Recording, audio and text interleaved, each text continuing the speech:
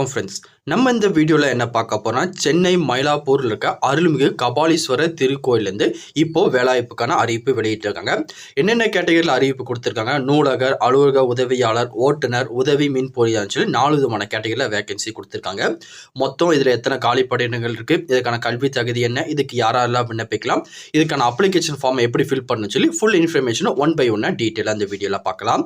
அதை பார்க்கறதுக்கு முன்னாடி நீங்கள் நம்ம சேனலுக்கு புதியவராக இருந்தீங்கன்னா மறக்காமல் நம்ம சேனல் சப்ஸ்கிரைப் பண்ணிட்டு பக்கத்துல இருக்க பெல் ஐகானை கிளிக் பண்ணிட்டு ஆளுங்க செட் பண்ணிக்கோங்க. அப்பதான் நம்ம போடுற வீடியோ எல்லாமே உங்களுக்கு உடனே கிடைக்கும். இப்போ வாங்க ஃப்ரெண்ட்ஸ் வீடியோக்குள்ள போகலாம். இதான் அந்த வேலைவாய்ப்புக்கான அஃபிஷியல் நோட்டிஃபிகேஷன். தமிழ்நாடு அரசு இந்து சமய அறநிலையத்துறை அருள்மிகு கபாலீஸ்வரர் திருக்கோயிலிருந்து இந்த அறிவிப்பு வெளியிட்டிருக்காங்க. இந்த வேலைவாய்ப்புக்கு நீங்க ஜனவரி 27ஆம் தேதி வரையும் விண்ணப்பிச்சுக்கலாம். எல்லாமே வந்து பாத்தீங்கன்னா ஆஃப்லைன் அப்ளிகேஷன் தான். அதுக்கப்புறம் இதுக்கான காலி பணியிடங்கள்ல பாத்தீங்கன்னா நூலகர் இதுக்கு ஒரு வேகன்சி கொடுத்துருக்குங்க. ஸ்டார்டிங் 18,500 சம்பளம் உங்களுக்கு கொடுக்குறாங்க. இதுக்கு நீங்கள் 10ஆம் வகுப்பு தேர்ச்சி பெற்றிருந்து நூலக அறிவியல் பட்டம் வச்சுருந்தீங்கன்னா இதுக்கு நீங்கள் விண்ணப்பிச்சுக்கலாம். அதுக்கான கோர்ஸ் சர்டிஃபிகேட் முடிச்சிருக்கணும். அதுக்கப்புறம் அலுவலக உதவியாளர் இதுக்கு ஒரு வேகன்சி கொடுத்துருக்காங்க. ஸ்டார்டிங் சேலரி 15,900 கொடுக்குறாங்க.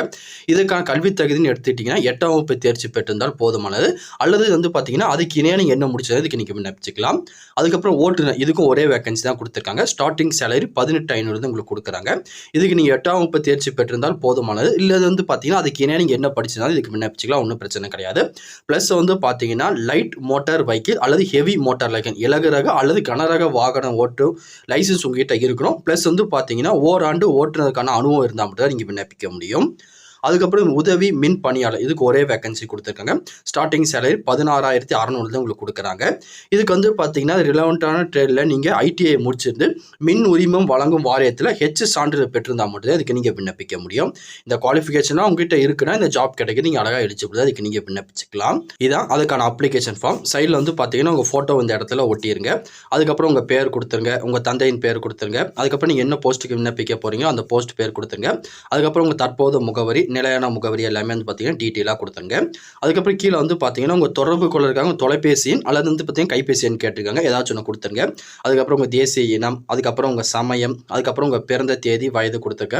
அதுக்கப்புறம் நீங்கள் அதிகபட்சமாக என்ன கல்வி தகுதி முடிச்சிங்களோ அதை மென்ஷன் பண்ணிடுங்க.